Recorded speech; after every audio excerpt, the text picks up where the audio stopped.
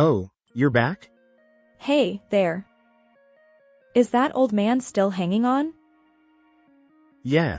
His illness has worsened, so he's bedridden now, but he's still holding on. Wouldn't mind if he kicked the bucket soon though. They often discuss my father-in-law's inheritance and push all the caregiving responsibilities onto me. What do they even think of their father? Isn't that a bit too much? You're talking about inheritance before even saying hello since I returned. Your dad is still alive, you know? Oh, come on. It's none of your business, isn't it? Can't you just stay out of it? It's our business how we feel about our dad, isn't it? Your wife seems to be flaunting her sense of justice, but was she always this troublesome? She takes care of Dad and is the housekeeper, a convenient existence. Right now, the benefits outweigh the drawbacks. I couldn't take it anymore. With that thought, I packed my things and went back to my parents' house. Then. Hello? Where are you right now? Going out since the morning. What are you thinking? What am I thinking? I'm neither your convenient housekeeper nor a caregiver, so why don't you two handle everything yourselves? My name is Sophia. Currently, I live with my husband and we both work. I met him through the CEO of the company where I used to work. I'm back. Closed the deal. Oh. You brought in a big deal last week too. Truly remarkable. You're the ace of the sales department. It's all thanks to you for nurturing me. I started working right after high school, initially doing part-time jobs at bars. I didn't go to college because I wanted to succeed with the band I was in during high school. Looking back, it might have been a reckless attempt, but being young, I didn't want to give up on my dreams.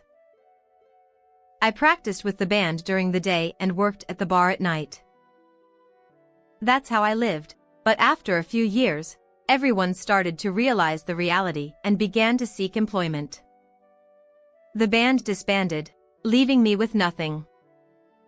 It was the current he who reached out to me at that time. Good evening. Back again? Ah. Sophia. I heard from the owner. You quit the band? Yeah. So I've been thinking I should start looking for a proper job soon. Then, how about trying sales at my company? Your customer service skills easily capture people's hearts, so I think your persuasion and communication skills would be useful in sales. I was already over 20, had not graduated from college, and had only worked night jobs, so the company that would accept me was limited. I couldn't afford to miss this opportunity pouring down in front of me. If I missed it, I didn't know when I could find a new job again. Although I didn't know about him as a CEO, he often came to the bar every week and chatted with me. I knew he was a good person, so I started working at his company right away. Oh, by the way. Sorry for asking about your private matters. But are you thinking about marriage? Well, I've been thinking about it. But I haven't found anyone suitable yet. Then, why not meet my son? It might feel like an arranged meeting, but you don't have to worry about me. Just talk, okay? His son. I knew he was the same age as me, but I never expected to be introduced by the CEO. If we didn't get along after talking once, I would feel sorry for the president. But he never took advantage of his position as CEO and pressured me. Because it was his introduction, I thought it would be okay to meet him once. Hey there. Dad told me about you. You're really beautiful. He must be the type who isn't shy. He didn't seem nervous at all in front of me for the first time. But his friendly nature matched mine, and we got along well, both looking for a marriage partner. So, we started dating immediately. It was really fun when we were dating, and we got married in a year. Although it was just a formality, becoming the CEO's family felt a bit odd, but we started enjoying married life. However, that enjoyable life only lasted for 6 months after marriage. Unexpectedly, the CEO fell ill. Dad. Actually, he's been sick. Honestly, he's not in a condition to work anymore. And I think he'll need caregiving. Is that true? Yeah, it is. But Mom has a bad back, so she can't take care of Dad. We're thinking of moving in with my parents and taking care of Dad. Can you? The CEO. No, he's my father-in-law now. The need for caregiving for him arose. Of course, I wanted to continue working, and we had no plans to have children, so we discussed both of us working. However, my husband really doesn't want to quit his job, and we can't leave caregiving to my mother-in-law alone. And I've received a lot of help from him until now. This is also a way to repay that kindness. So, I decided to gladly accept my husband's request. However, since moving to his parents' house, his attitude has drastically changed. Hello? Hello. It's already 10:30. Where are you? I'm out drinking with my coworkers today, so I won't be back until morning. It's Friday night, so don't bother me. Wait a minute. You're going to drink until morning again? You're annoying. It's Friday, so it's my business what I do. See you later. With that, he hung up. Why can he be so selfish? Sure, he was working, but since moving to his parents' house, he's been coming home much less frequently. Because I'm with my husband's family, I can't really complain about his behavior. He seems to be doing whatever he wants, taking advantage of the situation. I don't mind him going out to have fun, but I'm doing the housework and caregiving alone every day. Wouldn't it be nice if he showed some consideration for me? I started to think so. What's with all the arguing since earlier? You're not complaining about something weird again, are you? Just had a little disagreement because he's apparently going to drink until morning. It's fine for him to go out and drink. But you're really a noisy person. Here we go again. My mother-in-law blames me just because I had a little disagreement with him. So, I don't want to say anything strong to him. It's our matter as a married couple, so it's none of her business. But it's really frustrating. I want her to stop meddling in our marriage. It's about us as a married couple. Because you haven't built a proper marital relationship, that's why I'm offering advice, right? You don't understand your position as a daughter-in-law. We have our own relationship. So, are you saying you won't listen to me? Who do you think you are? Saying more complaints will only make her angry. Really? I haven't done anything wrong. Why do I have to be criticized like this? And why would parents interfere in marital disputes? If I were to interfere in her marital dispute, she would surely complain that I'm meddling unnecessarily. Besides, my husband is already an adult. How long does he plan to be treated like a child? Maybe this is just typical daughter-in-law bullying. Maybe she just doesn't like me, so she's saying mean things. But since moving to my in-laws' house, I've been living with accumulating stress. Are you feeling okay? Oh. I'm fine. I'm sorry for relying on you for caregiving. No. Please don't say that you're relying on me. I've never felt caregiving is a burden. When I said that, he smiled a little, but I could tell he was being considerate. Since his body is not free to move, the burden of caregiving on me is only increasing. I got married to him, and I've been taken care of by him for a long time, So I've told him many times not to worry about caregiving. Unlike he and his mom, his dad isn't that pushy. Maybe I'm also showing my fatigue every day when I'm with him, so I should be careful not to burden him too much. I thought. Hey, I'm going on a business trip starting tomorrow. I'll be back in 3 days. Again. Isn't it more frequent lately? It's work, so it can't be helped, right? He also said he was working, but he was coming home less and less often. And his dad's condition was not improving. It was only getting worse. And yet, my mother-in-law doesn't involve herself in his caregiving at all. And recently, she's also worried about my sister-in-law. Hey. I'm here to visit. Long time no see. I'm staying over tonight, so sleep in the living room. Huh?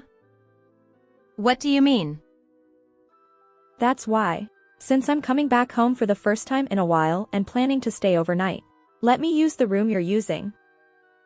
After all, that room was originally mine, so there shouldn't be any complaints, right? My sister-in-law came back to my in-laws' house without any notice and said that to me while I was cooking. I was so surprised that I stopped cutting the vegetables with the knife. Why is she so selfish? This family. Everyone except him is so selfish. As long as they're okay, it doesn't matter how others feel or what situation they're in. Well, certainly for her it's her own home, and I understand she wants to use the room I'm using. But isn't there a way to ask or say it differently? I understand. And for today, I want beef stew for dinner, so please make that. Beef stew. I was thinking of making steak today. I don't feel like having steak, so make beef stew. You're living in this house, so it's only natural to listen to the family's requests, isn't it? But perhaps she doesn't usually cook, but beef stew. It's not something I can just suddenly make. Plus, it's already 6:30 p.m., and if I go shopping now and make beef stew, it will take quite a while. Then I'll definitely get complaints from both of them. Caught in the middle between the two. What should I do? Oh, you're back? Hey, there. Is that old man still kicking? Yeah. His illness has worsened, so he's bedridden now, but he's still hanging in there. I wish he'd just hurry up and die already for the inheritance, though. Huh? For a moment, I doubted my ears. The two of them were talking about my father-in-law's inheritance. Certainly, he, who used to be the CEO, must have a considerable inheritance, but why are they talking about such an insensitive topic when he's currently battling illness? They seem indifferent to his condition, only caring about money. I want them to stop this. Wait a minute. Isn't that going a bit too far? You haven't even greeted me since I got back, and you're already talking about inheritance. Your dad is still alive, you know? Hey, isn't this a matter that doesn't concern you? Can't you stop interfering in everything? It doesn't matter how we feel about our dad. It's our business, isn't it? You're acting like you're so righteous, but aren't you just a troublesome woman? She takes care of Dad and does the housework, so she's a convenient presence. There are more benefits now. Benefits? Did my husband really think of me that way? I've never once thought of him as just an ATM earning money for me. In times of hardship as a couple, we should support each other. That's what I believe. So, I did everything I could, never complaining even when I tirelessly cared for my father-in-law. However, my husband didn't share the same feelings as me. His words made my heart flutter a little. You Did you really think of me that way? Huh? Didn't you marry me just for my dad's money? You're playing the role of a good wife taking care of him, but you just wanted to live in this big family home, right? Don't act so goody-goody, or it'll irritate me too. Did I marry my husband for my father-in-law's inheritance? Please don't lump me in with you who only see people in terms of money. I have never once seen him as a source of money, and I still don't. And yet, I've had enough of being talked about like this, and finally, I reached my limit. Enough already. Both of you. What do you think of your dad? That old man with dementia? I don't really care. He's not worth living, and he's just a troublesome guy who only costs money. Huh? Is his brain not just inside his body but also broken? Huh? That's right. Mom said he's already got dementia. If you're talking about that old man, he's been suffering from dementia for a long time already. I couldn't stand it anymore. I couldn't bear to hear any more of them looking down on my father-in-law. I immediately went to my father-in-law and told him everything the two of them had been talking about. And he was saddened too. The two of them who said such awful things to him. No, if we include my mother-in-law, it's 3 people. What do they really think of this family? And hearing such a terrible thing from him. My decision was made. That day, I tried not to get too upset, and the next evening, I packed my things and went back to my parents' house. The next day. Hello? Where are you now? You've been out since morning. What are you thinking? Huh? Is the business trip over? And what do you mean? What am I thinking? I'm not your personal maid or caregiver, so why don't you guys handle everything yourselves? I got a call from my sis. What are you talking about? Caregiving is your job. You're taking care of our lives, so it's only natural that you do it. That's why I left the house. I'm not here to take care of you anymore, so there's no need for you to be so presumptuous. I said that and hung up the phone. After that, he called me many times, but I ignored all of them. I'm not being supported by him anymore, so household chores and caregiving in my in-laws' house. It's none of my business. I turned off my phone and ignored his calls. But during that time, it seems that something terrible happened in my in-laws' house. Who's gonna take care of Dad from now on? I have no idea. Anyway, I'm leaving, so deal with it yourselves. Why are you the only one being so selfish? You don't have a job, and you're young, so you should do it. He might not even be able to use the toilet by himself. I absolutely refuse to help with that. I feel the same way. I don't want to do that either. Can't the men handle it? I have a job, so I don't have time for caregiving. It's a complete push and pull over taking care of the father-in-law. These people seem to have completely forgotten everything they've received from him. They should have had financial benefits as the family of a CEO. According to what my husband told me, they were often taken on trips abroad when they were kids, and they always got what they wanted, even on regular days, not just birthdays or Christmas. And even my mother-in-law. She used to get lots of luxury brand items, and she still thinks she can spend as much as she wants on her hobbies. All of this luxury was possible because of my father-in-law. Yet, when it comes down to it, nobody lends a helping hand. Hello? Hello. Sorry for not answering your calls earlier. I had turned off my phone. That's fine. But it seems like we're about to wrap things up. So could you come over once? I had been avoiding his calls because I didn't want to talk to him, but I didn't realize he had been calling me several times. He wanted me to come to their house right away, but it seems like they're ready to talk. I had discussed some things with him before leaving their house, so I'm prepared. I decided to head back to my in-laws' house, which would take about 2 hours. When I arrived, nobody was in the living room, but I heard voices coming from his bedroom. I quietly opened the door and saw him lying down, with 3 people sitting beside him. You're here. I'm sorry to bother you. But first, we need to sign the divorce papers. Saying that, he glanced at my husband.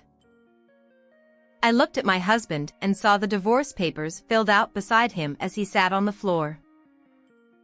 I couldn't believe it. I had expected him to resist, but he agreed so easily.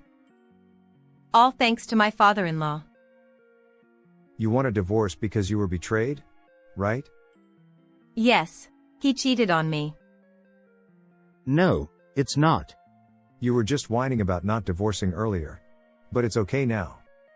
I'll make sure you're useless. Cheating son pays for it. I promise you'll get alimony. So don't worry. Normally, my husband would argue back, but in front of him, he remained silent like a sulky child. I don't know what he said to him, but I'm sure he got an earful while I was away. They thought he had dementia, but he's just bedridden due to illness. He doesn't have dementia. I don't know where they got that misconception from, but maybe because they never really communicated properly. They misunderstood. Honestly, can they really be called family? No. They're nothing like a family. He looked quite sad when he realized he was being mistaken for having dementia, but at the same time, he also seemed angry. And I heard about my husband's affair at that time. It seems he was making late-night calls, and I suspected this business trip might be a cheating trip. Sure enough, as soon as he found out I went back home, he came back immediately. It wasn't a business trip after all. Also, we're selling this house, and I'll live in a care facility, cutting ties with you guys. Wait a minute, Dad. I won't divorce her, and I'll cooperate with her. I'll take care of you until the end. Don't say you'll go to a care facility. I've said it before. I don't trust you at all anymore. No. Not just you. I don't consider you 3 as family. You're just strangers. I won't let strangers take care of me, and I won't leave any money. I was planning to appoint you as the next CEO. But that's off the table too. You've underestimated people. Don't think you can get away with it. He wasn't shouting because he was ill, but his words carried weight, and I immediately knew he was serious. That's why neither my husband nor my sister-in-law nor my mother-in-law could argue. They just sat in Siza listening to him. They probably knew it was bad to leave it like this, but they couldn't do anything. Serves them right. Their actions will come back to bite them. They won't do any caregiving, won't cooperate as family, but they want to enjoy the financial benefits? No way. I don't know how you'll live from now on, but you're strangers to me now. And to her. If she tries anything funny or harms her, I'll go after her thoroughly, so be prepared. Yes. I'll divorce you and have no further ties, so if you stalk me, I'll report you to the police. Shut up. What do you think of me? Damn it. If you hadn't meddled, none of this would have happened. You bastard. He must have realized he couldn't do anything on his own. My husband completely lost it and blamed me. Who does he think he is? Mistreating me while cheating himself? But doing this will only make his situation worse. I didn't mention this before, but I won't leave you any inheritance. So be prepared. If you have the luxury to inherit, donate it somewhere. I'll give her a part of it as thanks for taking care of me, but you won't get anything. That's a fact. Wait, how am I supposed to live? How you live is none of my concern. We're getting divorced, so I don't care. And as I said earlier, I've been getting a minimum salary as a CEO, so there's hardly any property distribution. Company assets and personal assets are separate, so don't expect anything. The three probably never imagined a day would come when they would be told this by their family. But I don't think even he expected such treatment from his own family. It's their own doing. They can't complain about what he decides. And what he's saying isn't strange at all. It's only natural. On the contrary, if they thought they could have a good time at the end, despite never helping before, they were living in a fantasy world. It's the result of their own actions. So I wasn't all that surprised. I'll take my leave then. If anything happens, please feel free to contact me anytime. Since you'll probably have a hard time with work from now on, would you like to work at our company? Huh? Me?